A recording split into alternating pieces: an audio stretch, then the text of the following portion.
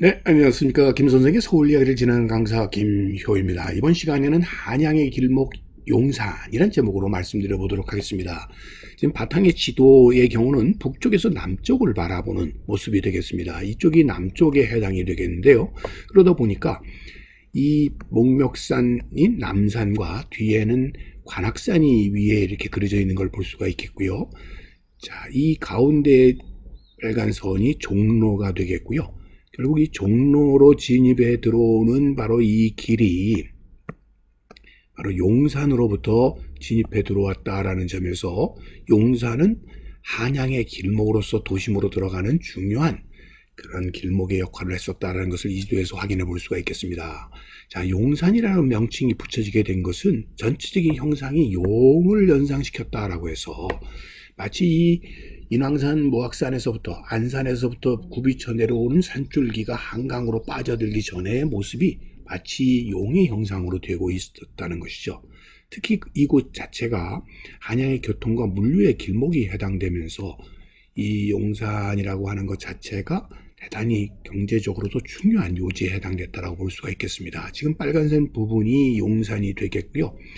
사실 뭐 70m밖에 되지 않은 용산이지만 이런 땅의 기운들이 쭉 뻗어서 내려와서 이 물에 해당되는 이 한강수에 빠져드는 모습 자체가 용의 기운이 미쳐진 것 같다라고 해서 용산이라고 이렇게 붙여졌다고 보시면 되겠습니다.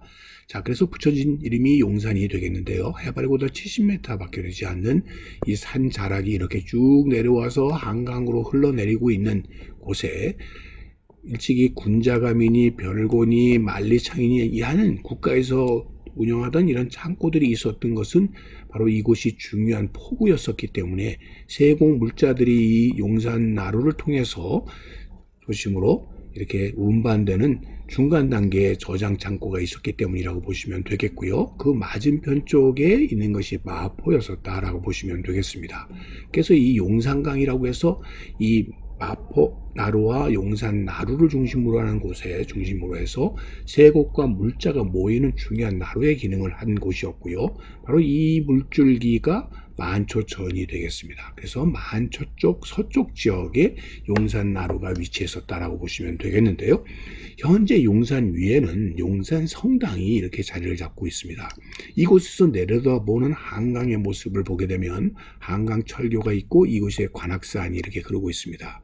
자, 여기서 한강이 흐르고 있는 모습인데요. 현재는 이 산줄기에 해당되는 용수숨치던 능선 부분들의 아파트나 이런 건물들이 들어서서 용산의 기운을 느끼기는 좀 어렵습니다만은, 자, 이런 형국으로 돼 있었던 곳이었고요. 지금 이 지도에서 보시는 이 부분에는 일찍이 군자감이 있었는데 그 자리에 현재는 원효로 이 성심성당과 용산신학교가 이렇게 자리 잡고 있다라고 보시면 되겠습니다. 자, 그래서 지금 여러분들이 이것이 한강 철교가 되겠고요. 그리고 이것이 여러분들 원효대교가 되겠는데요. 이 원효대교를 중심으로 하는 이 지역이 일찍이 용산이었다 이렇게 보시면 되겠습니다.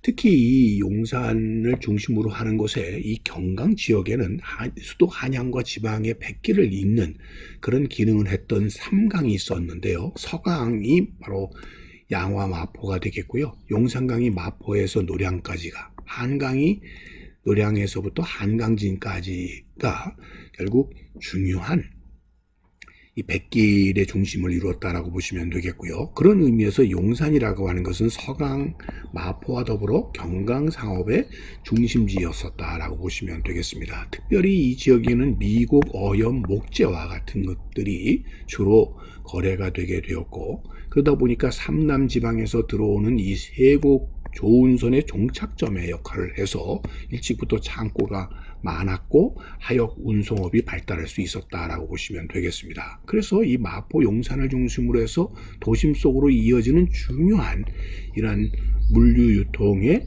중심에 용산이 위치하고 있었다라고 보시면 되겠는데요. 그럴 수 있었던 것은 바로 이 마포와 용산 지역까지 서해 바다의 바닷물이 이 만조가 되게 되면 거슬러 올라오는 것이었기 때문에 큰 배가 마포나 용산 나루까지 거슬러 올라올 수 있었기 때문에 가능한 일이었다라고 보시면 되겠고요. 그래서 이런 군자감이라든지 이런 만리창이라든지 이런 창고들이 이곳에 많이 있을 수밖에 없었다라고 보시면 되겠습니다. 그래서 일찍이 이 벼령창과 읍창루의 모습이 되겠고요. 만리창의 모습이 되겠습니다. 자, 이것이 용산 자락이 되겠고요. 바로 이 용산 자락을 사이에 두고 마포나루와 용산나루가 자리를 잡고 있었다라고 보시면 되겠습니다.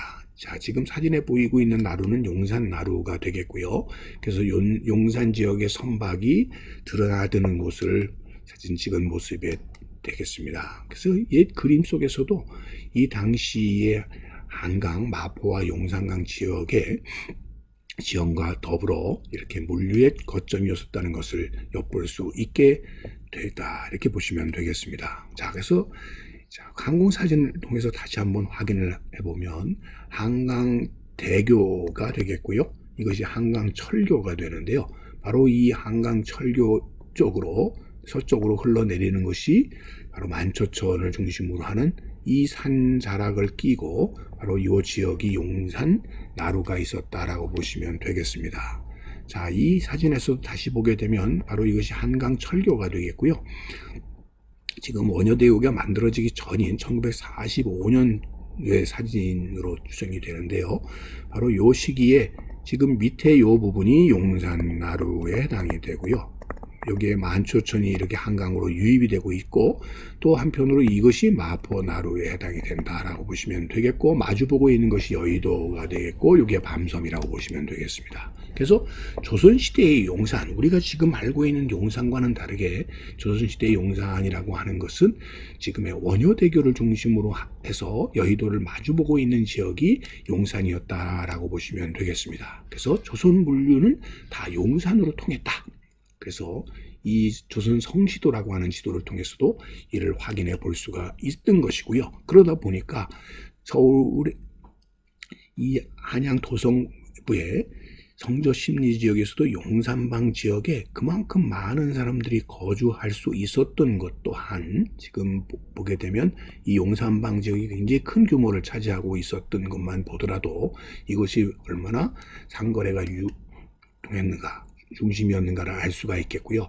특히 이 1884년 한성 개시장이 만들어질 때 마포나루 쪽에는 보시다시피 이 청나라 사람들이 많이 포진하고 있는 것에 비해서 이 용산나루 쪽에는 이 붉은색 일본인들이 많이 진을 치고 있었기 때문에 결국 최종적으로 이 청일전쟁 이후에 한성 개시장이 결국 이 용산나루에 자리 잡게 되고, 용산나루를 중심으로 해서 일본인들의 조선 진출을 위한 교두보가 확보되게 되었다라고 보시면 되겠습니다. 그 과정 속에서 이제까지 조선시대의 용산이라고 불렸었던 구용산과는 별개로 소위 신용산이 개발되기 시작하는데, 주로 일본인들에 의해서 이런 주도 아래 신용산 지역이 개발되게 되었으니까 결국 이 서울로 진입해오는 철도를 중심으로 해서 이 서쪽 지역이 구용산이었다면 그 동쪽 지역에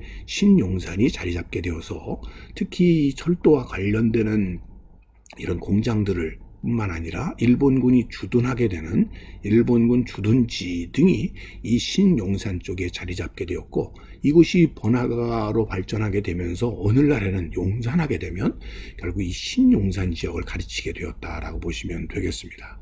자, 구용산 지역의 모습이 되겠고, 오른쪽에는 신용산 지역의 모습이 되겠습니다. 이렇게 변화가 나타나게 되었고, 그 중심에 서게 된 것이 바로 용산역이었다라고 보시면 되겠습니다. 이를 중심으로 철도 공장들이 있었고, 또 철도 학교들도 지어졌고, 결국 그 동쪽 지역의 둔지산 일대에는 이런 일본군 군영들이 자리를 잡기 시작하면서 그곳의 중심이 되게 된 것은 본의 아니게 이제까지 용산이 중심이 되었던 게 아니라 지금 보시는 이 동쪽 지역에 있는 바로 이 둔지산 자락들이 결국 신용산의 거점이 되게 되었다라고 보시면 되겠습니다. 자, 지금 이 숲을 이루고 있는 지역이 바로 다 둔지산 자락이 되겠고요. 지금 현재의 대통령 관저가 들어서게 된 이 용산 지역도 실제로는 용산이 아니라 둔지산 자락에 터를 잡고 있는 것이다 라고 볼 수가 있겠습니다. 지금 현재의 용산역의 모습을 보여주고 있고요. 그 옆으로 남북으로 저 남산 방향 쪽으로 도심으로 연계되게 되는, 그래서 한강대교로부터 도심으로 이어지고 있는 도로의 이름이 바로 한강대로가 되겠죠. 그래서 한강대로를 중심으로 하는 신용산 지역이 오늘날은 이제 용산으로 이렇게 불려지게 되었다라고 보시면 되겠습니다. 오늘 이 시간에는 조선시대의 전통적인 용산 나루가 자리 잡고 있었던 이 구용산과 오늘날의 이 한강대로와 용산역을 중심으로 하는 이 신용산 지역은 이렇게 서로 다른 지역을 의미하는 것이었다라는 이야기를 꽃밭에 가꾸는 김 선생이 말씀드렸습니다.